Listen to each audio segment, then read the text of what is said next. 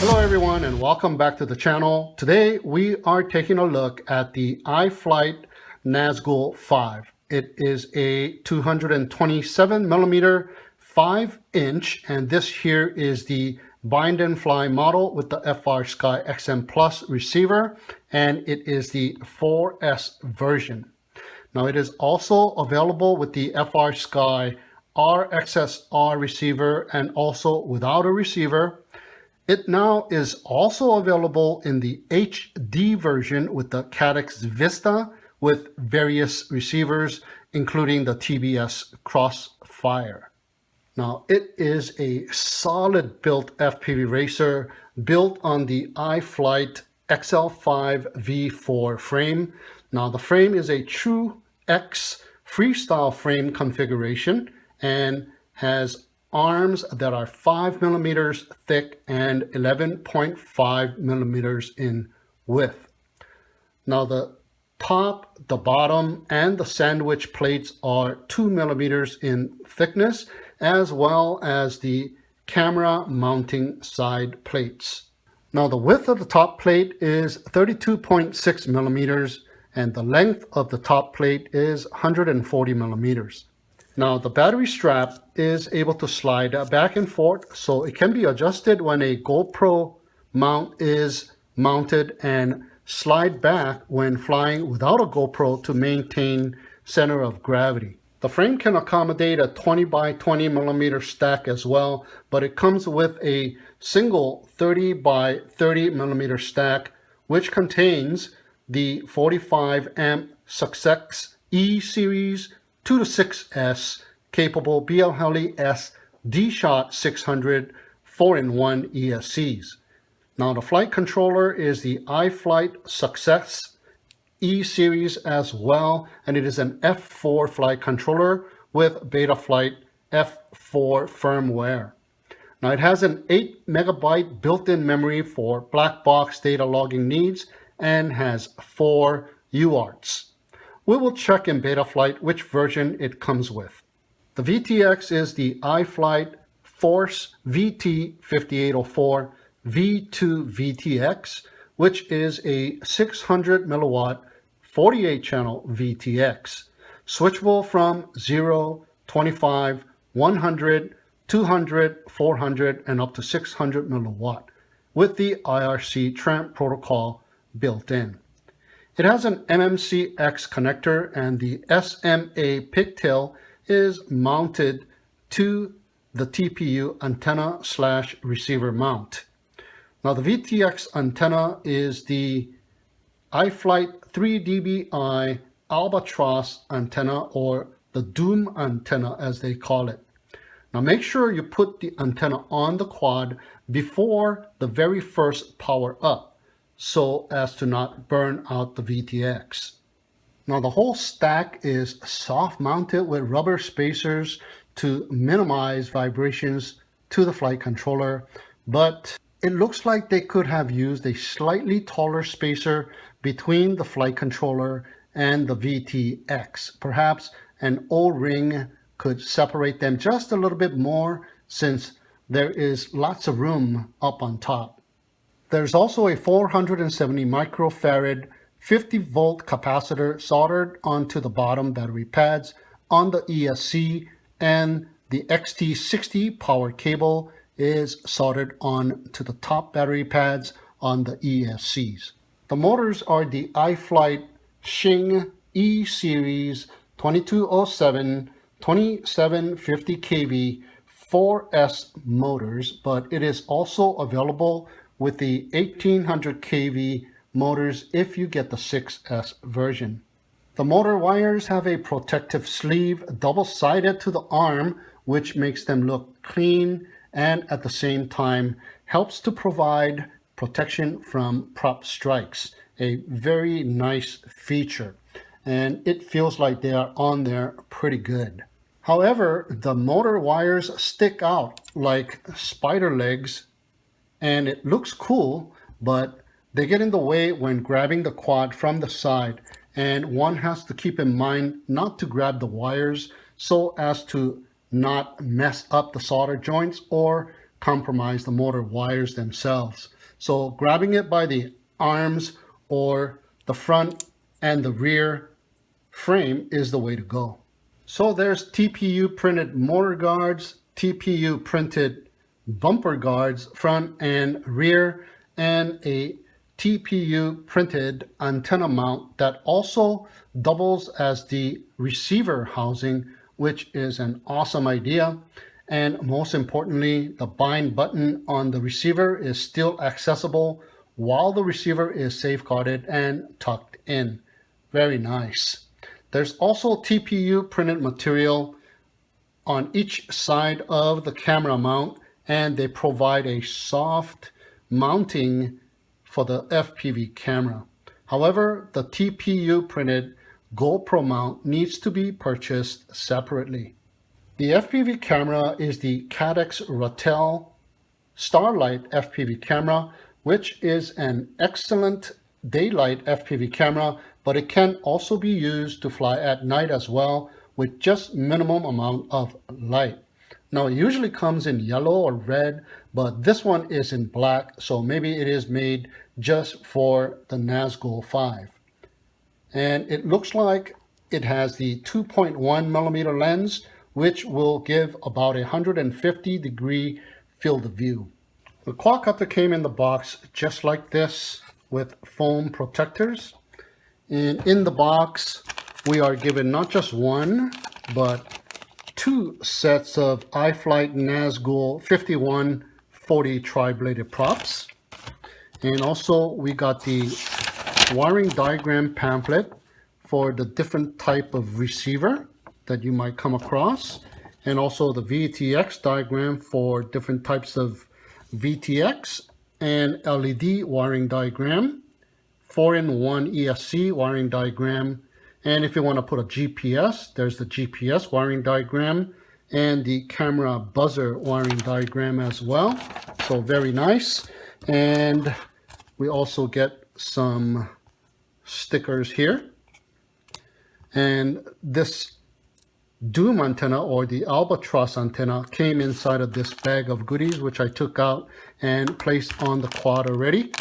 So make sure that is one of the first things that you do before you power up the quadcopter for the very first time. So inside we got another iFlight battery strap, more stickers, and receiver antenna wiring sleeves, which I'll be using because I got the FlySky XM Plus, and we got a bunch of different screws here.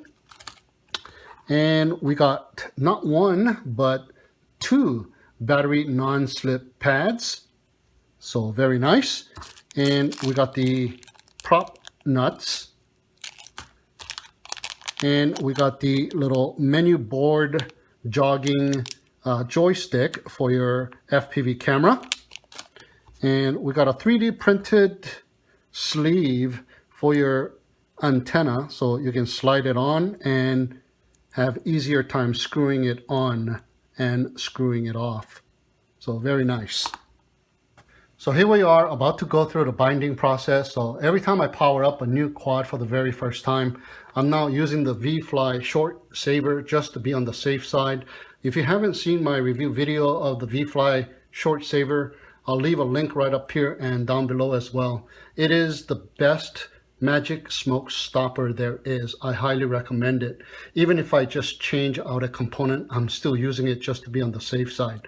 And also, make sure you have the VTX antenna installed as well, so you don't smoke out the VTX. Now I'm going to be binding it to the Radio Master TX16S. So here I have it ready to bind on the FlySky D16 model. All I have to do is hit enter. And I'm going to be using the Toolkit RC's M8 charger in the power output setting to power up the quadcopter with just a push of a button instead of trying to plug it in and hitting the bind button at the same time on the receiver. So going to be using this and powering up the quadcopter. In turn, it'll power up the receiver, and I'll press the bind button on the receiver at the same time I'm powering up the quadcopter. So here we go.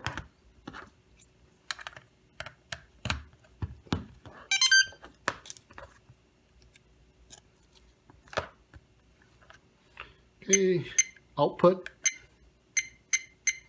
power, and ready to go. Plug in the quadcopter. Where is that bind button? Okay, it should be right there. Get my tool out.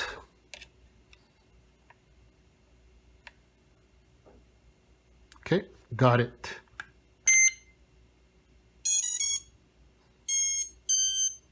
Okay, you see the red light and the green light lit up on the XM Plus receiver. Now all I gotta do is hit bind. And there you go, red light flashing. So I'm gonna power cycle the quadcopter, and I'm going to exit out of the bind and power up the quadcopter once again. And solid green light. All right, successful bind. All right, so here we are in Betaflight, and I have the micro USB cable already attached to the flight controller. Place it on a flat level surface, and I have the USB here. I'm going to go ahead and connect. All right, here we go. So once you get into Betaflight with a brand new quadcopter, I know you want to go through the pages right away, but what I'm going to do is I'm going to go to CLI first. And in the command prompt, I'm going to type in DUMP, hit enter. And it's going to show my dump files. So what I'm going to do is I'm going to copy the dump files. And I'm going to go ahead and copy it. And I'm going to go ahead and paste it onto a notepad and keep it for safekeeping. And go back to Betaflight and just exit out. And it'll reconnect me here. So here we are on the first page, which is the setups page. And always put your quadcopter on a flat level surface and calibrate the accelerometer.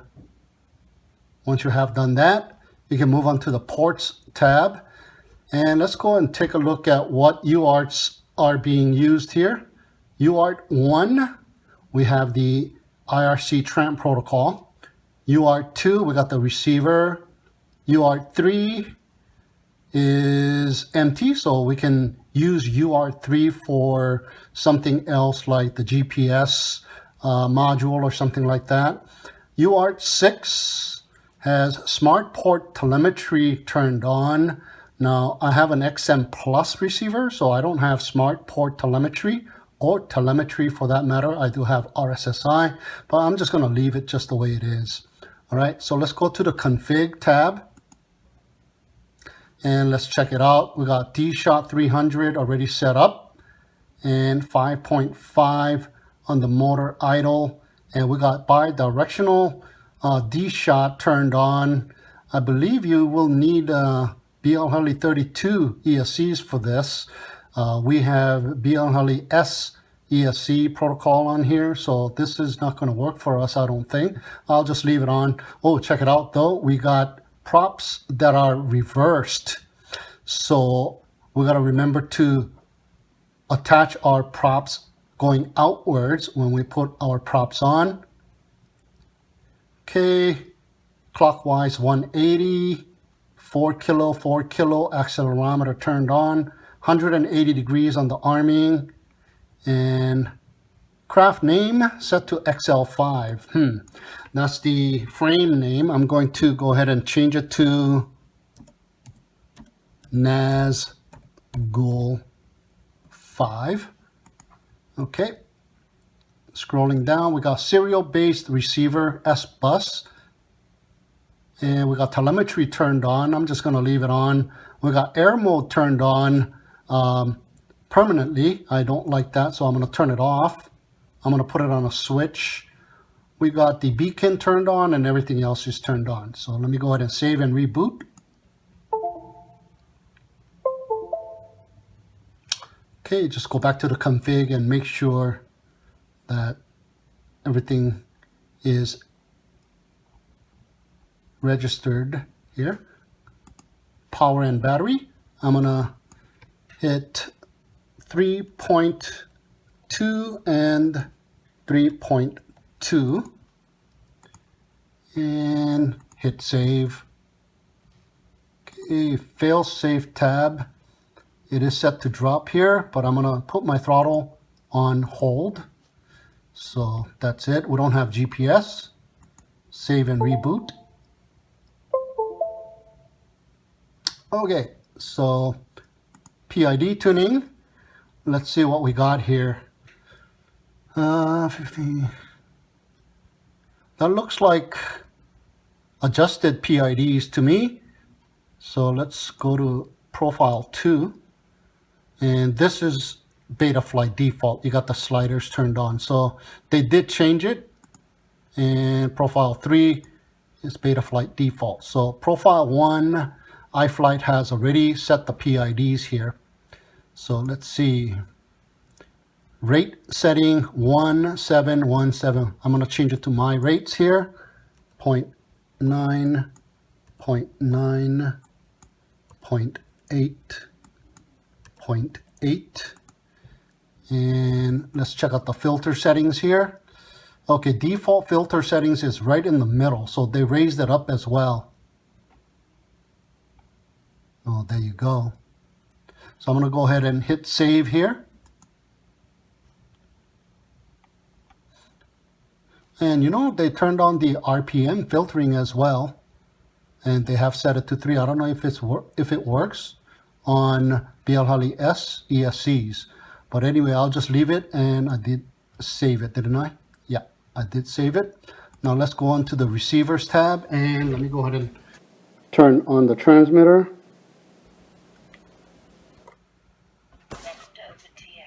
And let's get a battery ready just in case here. Okay, nothing's going on, so let me go ahead and power up the quad. And there we go. Okay, the sticks are wrong because we got AETR and the quadcopter is in a spin. So let's set it to TAER, hit save, and there we go. So make sure all the sticks are correct. Okay, they are all correct. So I'm gonna give an RC band a deadband of 3 and yaw deadband of 3. And RSSI is set on auxiliary 12. So go over here and auxiliary 12, hit save. And that should be good right here. You can set the midpoints and whatnot. I'm just going to leave it just the way it is. Looks pretty good to me. So now we should have RSSI. Let's go to setups page. I did hit save. Let's go to the setups page and look over here. There's no RSSI displayed. So we'll fix that in a little bit. So let's go on over to modes and unclick hide unused modes. ARM is on auxiliary 1. Yes, auxiliary 2 angle. It is set to full on angle here. So let's go on down and buzzer. I have it set to aux 3 at the top of the switch. And air mode, auxiliary 2 at the top of the switch. Okay. Flip over after crash, I got it set to auxiliary 4. And I think that should be it. I'm going to hit save. And let me see here. Hide unused and arm, angle, buzzer, air mode, and flip over crash. Okay, I did hit save. So that's it for the modes. Now let's go into the OSD menu. And yep, I'm gonna go ahead and start changing stuff to how I like it.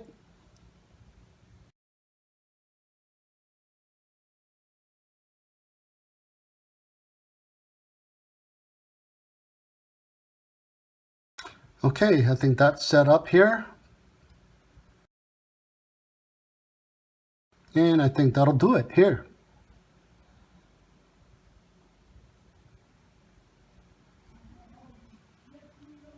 All right, let's go on over to the video transmitter tab. And looks like it's been already configured with the IRC tramp protocol. So it's set to race band.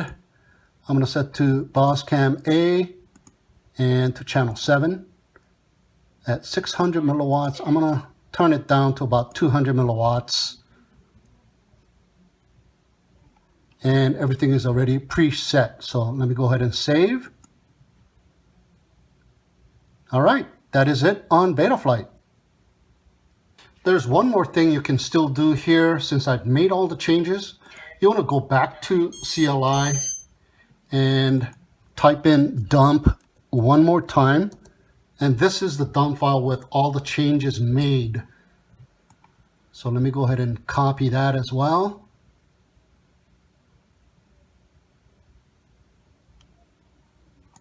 And I'm going to copy it and save it to another notepad. And that should be it. And oh, remember the RSSI value that didn't want to show up over here? Well, after disconnecting from Betaflight and power cycling the quadcopter off and on again and reconnecting it to Betaflight, and voila, here's RSSI. Okay, let's go ahead and check if the motor directions are correct. So transmitter's already turned on. Okay, arming. All right, remember it's spinning out, so yep, that's correct. That's correct.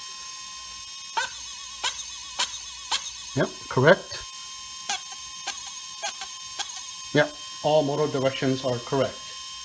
All right, guys, so before tightening up the prop nut all the way down, I noticed something. The props are pushed all the way down to the motor, but they still wobble a little bit. So they're not a perfect fit. These props are slightly wobbly. So let's check it out after I tighten up all the prop nuts. All right, guys, so I got the props on there pretty tight now, and they're not wobbling anymore, but that's a little strange that the props doesn't fit on the shaft perfectly. You have to tighten up the nut in order for it to fit perfectly. So that's kind of, yeah, let's go ahead and do a hover test. Welcome to OpenTX. Okay, let's go ahead and power it up. All right, arming, and let's see.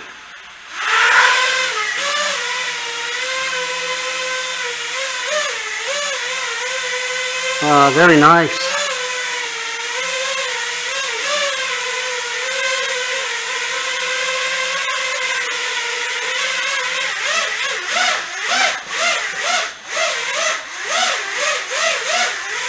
Sounds real good.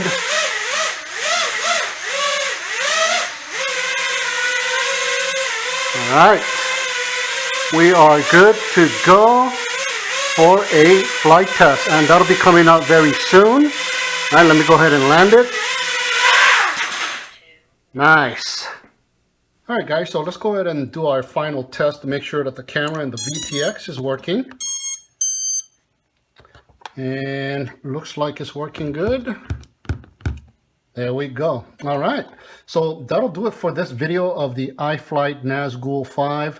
So please stay tuned for the test flight video. And if you haven't gotten one of these already and you want to check it out for yourself, the purchase link is provided for you down below in the video description, as well as some coupon codes. So that'll do it for now. So thank you so much for tuning in and watching. Have a great day, and we'll see you again next time.